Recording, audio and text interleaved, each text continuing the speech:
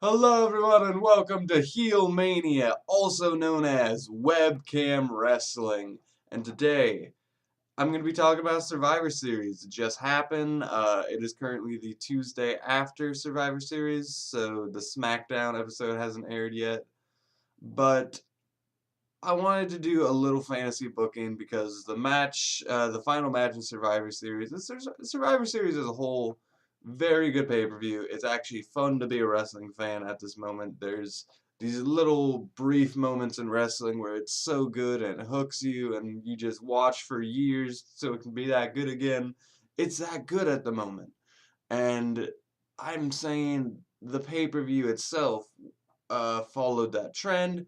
This match itself just wasn't what it could have been with like 10 major stars for the most part, major stars.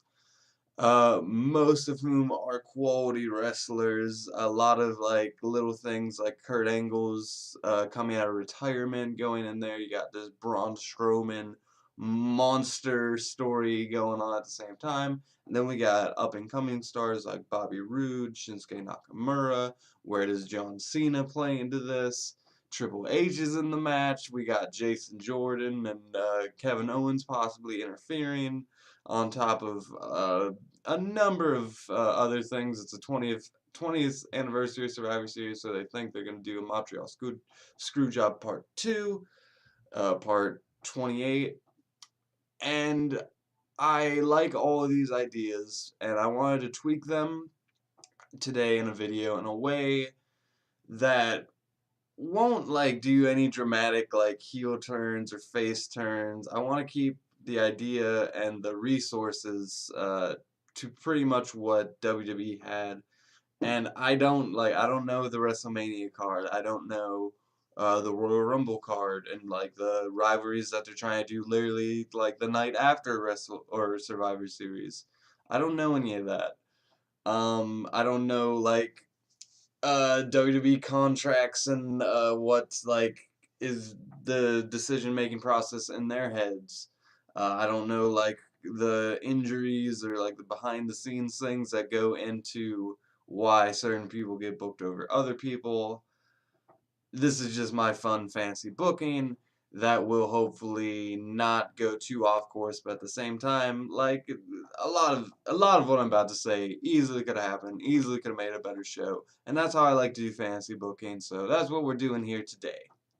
Now, a big part of this was the general manager storylines, the big raid, the under siege of Raw. So, and Shane McMahon had a promo where he was like, if Kurt Angle is a man, he'll take me on like right away. He'll be the first one in the match. So I'm gonna start the match off with Shane and Kurt.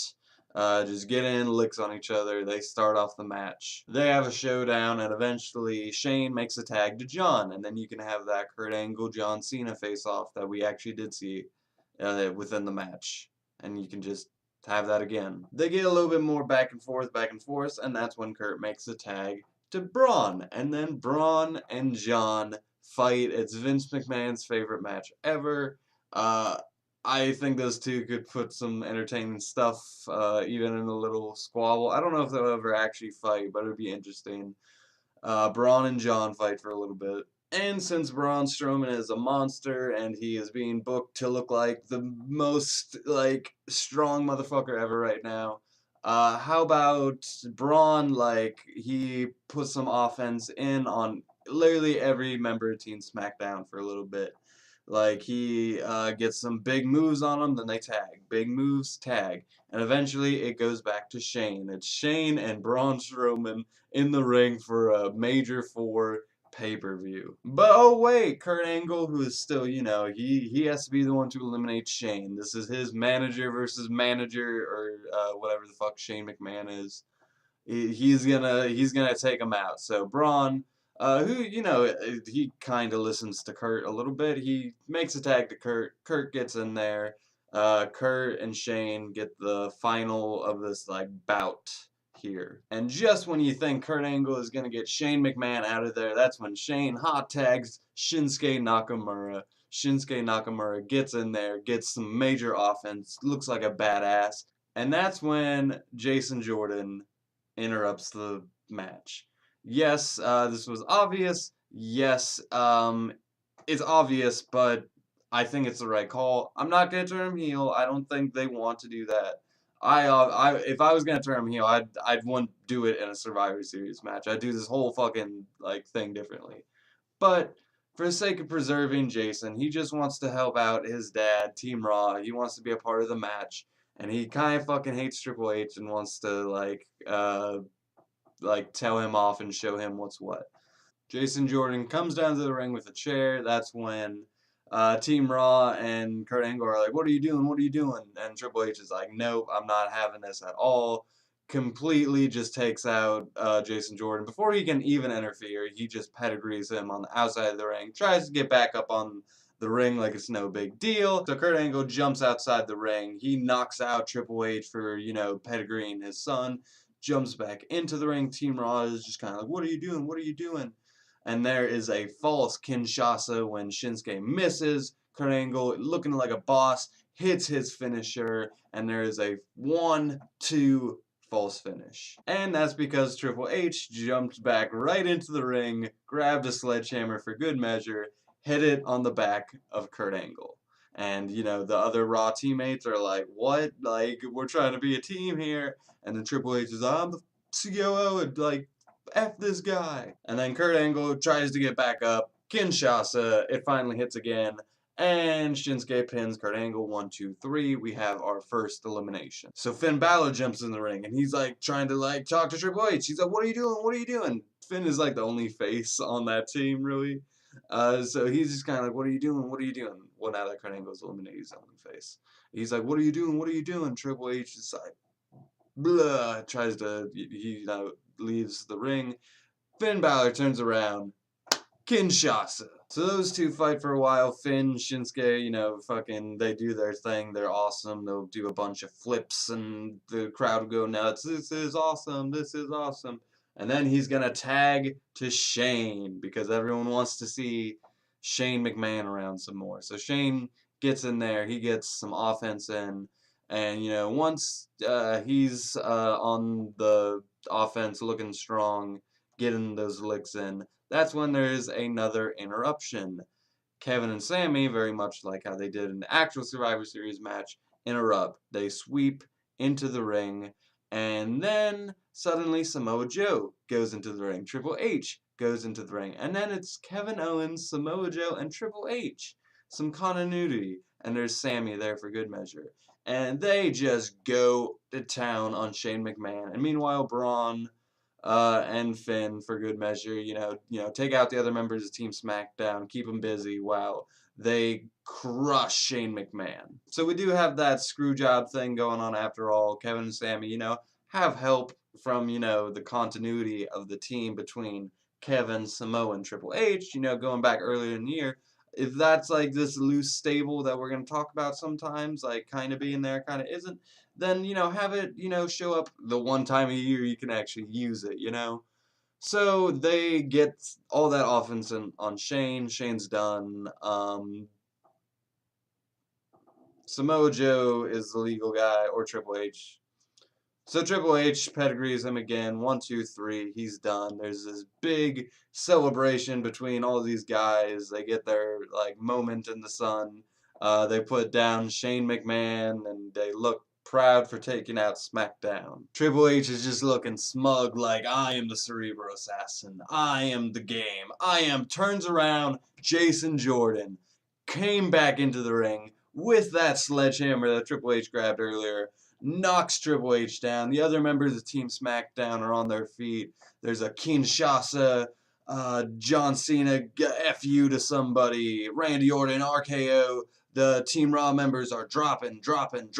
And because Bobby Roode needs to look good, he might as well get the glorious DDT on Triple H, the legal man, pinning Triple H 1-2-3. And that's when Braun Strowman is coming back. Braun is pissed. He clears all the other guys out. It's just Bobby Roode and Braun Strowman now.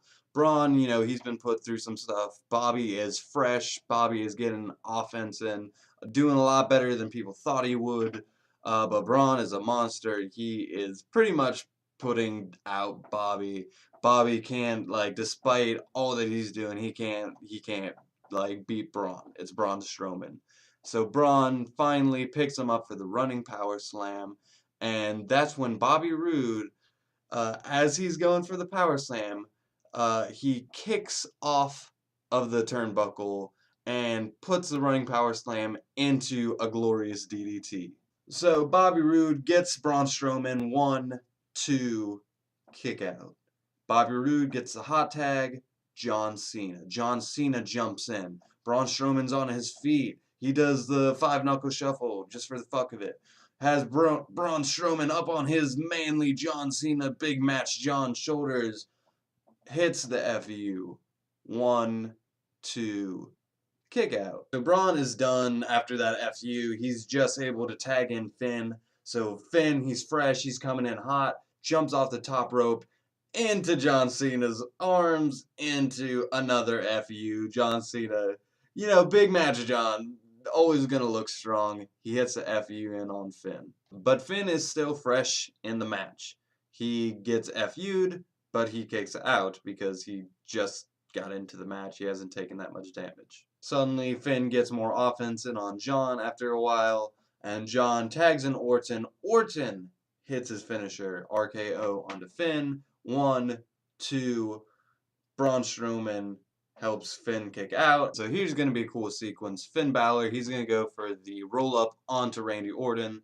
Randy Orton is going to kick out, and that's when he's going to push Orton into the corner, and he's going to do that thing where Finn runs across the ring and does a drop kick into the corner, which will set up the coup de grace. Finn goes up for the coup de grace. He jumps, hits it on Orton. 1, wait, 2.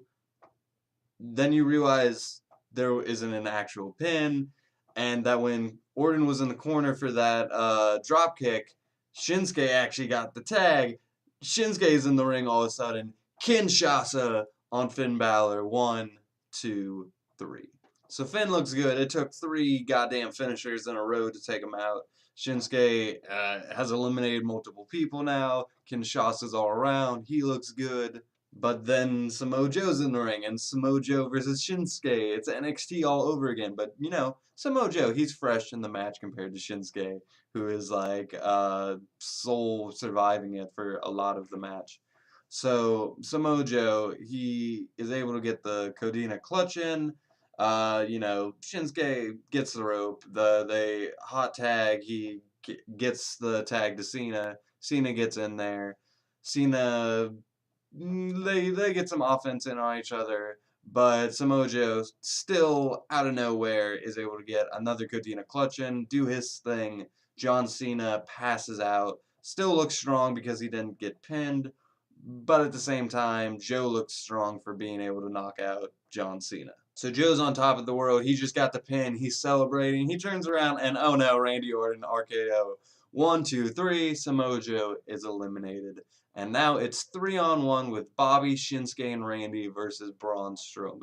So unlike a match where Shane McMahon is fighting 3-on-1 with Kurt, Triple H, and Braun with no chance of surviving, it does seem realistic that they would have Braun take out 3 guys, especially all of them who are worn out at this point in time. And here is like where you would start setting up their next rivalries, like Randy and... So here's where you'd start setting up their next rivalries, obviously. Like, if you want to bring Kevin and Sammy back in, I'm sure they would like to feud with Bobby or Randy. Bobby and Randy can make a tag team fight Kevin and Sammy. Whoever, like, they're going to feud next with, have them interrupt and, like, help them, like, get eliminated. But since I'm not obviously gonna be able to do future storylines, this is just for the one night, I'm gonna book around that. So I would have the 3 guys, like, all try to team up on Braun. They throw Braun outside of the ring. They're gonna try to throw him into the table, the announce table. They get offense in on him. They're setting him up, and Braun just starts like, no, no. He pushes him down. He grabs Shinsuke, running power slam through the announce table. Shinsuke done. Throws Randy back into the ring. Randy, tries to go for the RKO. He throws him into the rope, bounces off, running power slam. Randy Orton's down. 1, 2, 3. 2-on-1. Braun versus Shinsuke and Bobby. Shinsuke is taken out, so it's Bobby and Braun in the ring again. Notice how the 3 guys I chose to be in the final 3 are all like up-and-coming young dudes who need to look good. None of them have world championships yet. So Braun and Bobby fight for a while. They do the spot from earlier where Bobby tries to throw it into tries to put the running power slam into the DDT. This time Braun, he's not that stupid. He catches them, running power slam. 1, 2, 3. Bobby's eliminated. It's 1-on-1 now. So Shinsuke's on the outside. He's getting counted out. 1, 2, 3, 4, 5, 6, 7, 8, 9. He was able to rise up in time from the ashes of the announce table, get back into the ring. The match is still good. And he, runs back into the ring with a surge of energy. Braun's like, doesn't catch him. He gets a drop kick in. There's offense. All of a sudden, he's putting kicks in on Braun. Braun is like, and then he like hits him, and Braun's on the ground. Oh my God, this is awesome. I can't believe that Shinsuke's doing it. And the best kind of wrestling is when you don't really care who loses. I don't care who loses between Shinsuke and Braun because they both need to get over and they both need to look good, but either one could like lose here and they don't look that bad because they've all both been through this grueling match, and one of them's Braun Strowman and the other one's Shinsuke Nakamura. They're both top stars who could easily knock the other one off, and their power ranking isn't like completely like they're on different courses. It's hard to compare them.